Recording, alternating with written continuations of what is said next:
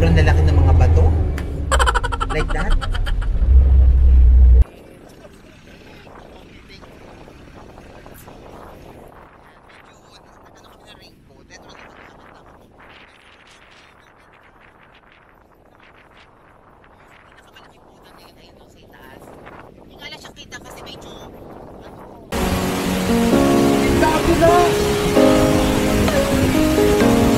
So pagkagat po kayo, pero kayo tatalon. Kasi baka may pagtalon nyo, bigla kayo matulang. Mapaka... Cambodia guys, ayan.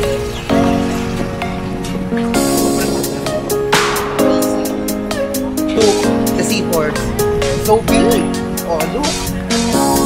I love it so much.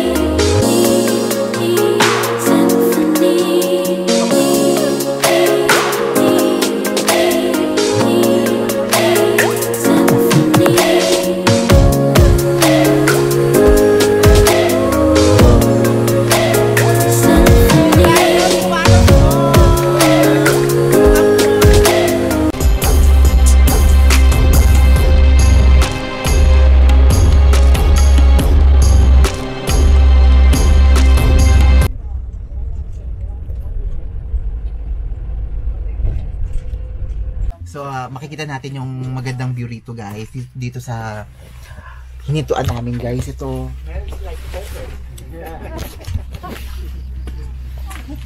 Be, ang ganda. Grabe. Yan. Yan.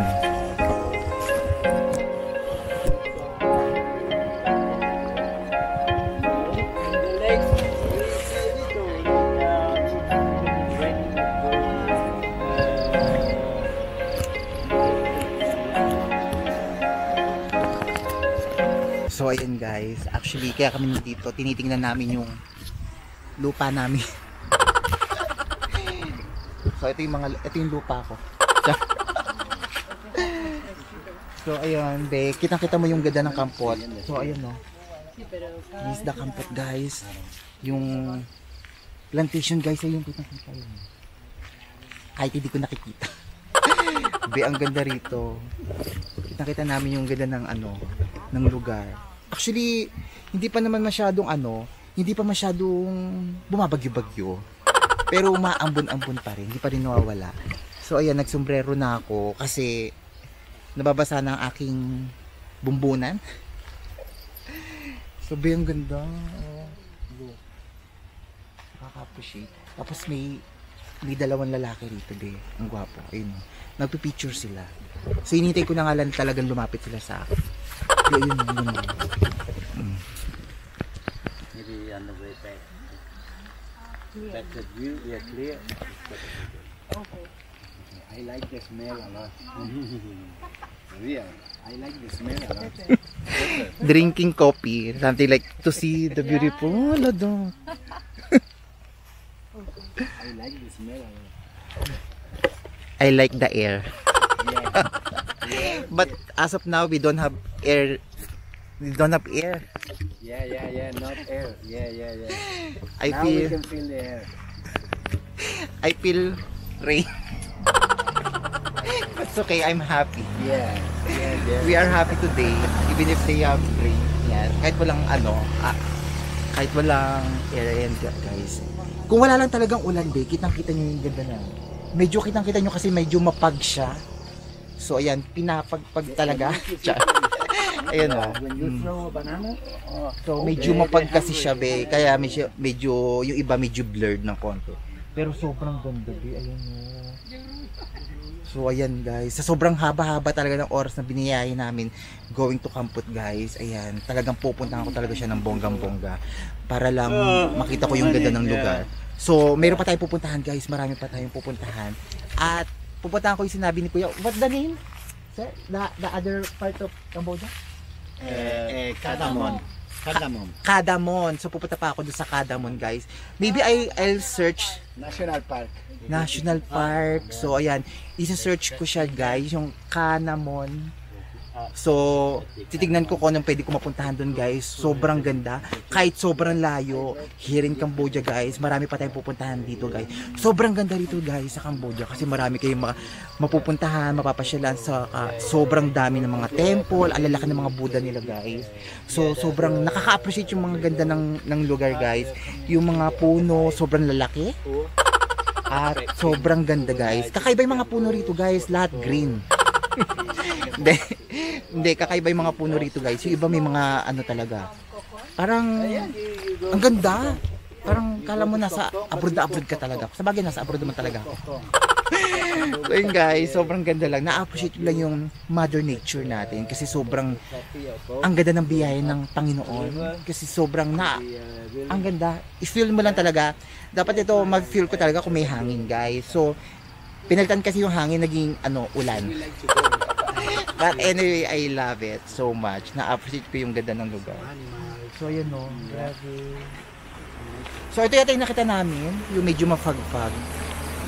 Okay lang, na-appreciate ko yung lugar. Yun. Yan. This is the best. Yan. So, tara na guys, at pupunta na kami doon sa next destination namin. Sorry. No problem. So yun guys, grabe, sobra ako na-amaze talaga sa nakikita natin guys. So binaba muna kami ni Kuya doon sa pinaka-overlooking para makita natin yung pinakaganda ng Kampot guys. So mabibili nyo doon yung pinaka-Kampot, so yung pinaka-mountains, grabe, sobrang ganda, ma-amaze kayo. Yun nga lang, medyo makakapal lang talaga yung pinaka-miss niya. Pero medyo aninag pa naman ng konti. So kung mapapasin nyo sobrang pangit talaga ng panahon ngayon. Bagyo talaga itong pinuntahan namin, medyo madilim-dilim.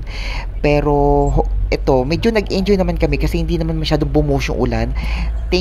Thankful na lang talaga kami kasi medyo naging maayos naman tong tour namin today. Kasi kagahapon talaga yung umalis kami, bumabagyo-bagyo talaga. Halos basang-basa na talaga kami. Pero ngayon okay lang. Sobrang ganda, babe. Ganda ng mga nalilibutan mo. Medyo basa nga lang yung mga dadaanan mo. Basa yung mga halaman ng gubat. Pero sobrang ganda. Nakaka-appreciate lang yung ganda ng mga nang nadadaanan mo guys kasi sobrang lalaki ng mga bato like that. Ayan, so ang daming puno. I love it so much. Ayan guys, so nakikita natin yung ibabaw na, actually dito na kami sa pinakaibabaw ng bundok guys, here in Kampot. Sobrang ganda babe, na-appreciate ko yung ganda.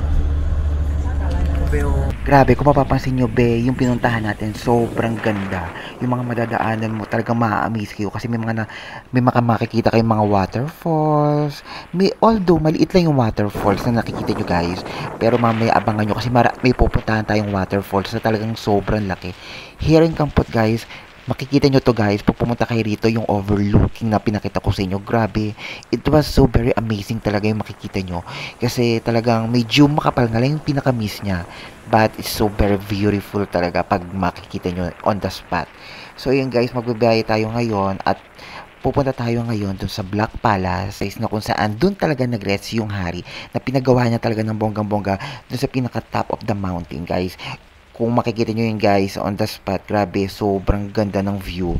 Ang lamig. Yun nga lang, din na masyadong, medyo hindi na siya masyadong naaalagaan kasi medyo marami ng mga vandalism. Pero yung ganda pa rin is nandun pa rin yung ganda, guys. Medyo luma na nga siya. Medyo creepy ng konti kung mapapansin nyo yung pinuntahan ko, guys. Kasi medyo madilim na parang matataas ang mga damo-damo. But anyway, sobrang ganda. Na-appreciate ko. So yun, guys. Let's go to Black Palace.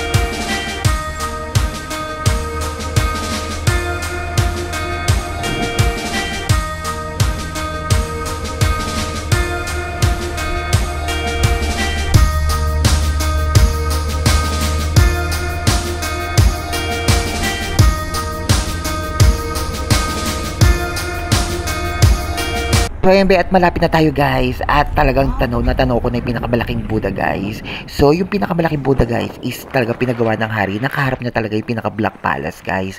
So ang pupuntahan talaga natin is yung Black Palace, guys. So pagpunta natin dun, guys, matatanaw natin yung pinakamagandang Buddha na yan, guys. Medyo, di nyo nga lang medyo aninag kasi medyo makapal na yung mist. Pero ang ganda, I love it. Ganda na malaki. Nakikita nyo ba yan? Black Palace, guys.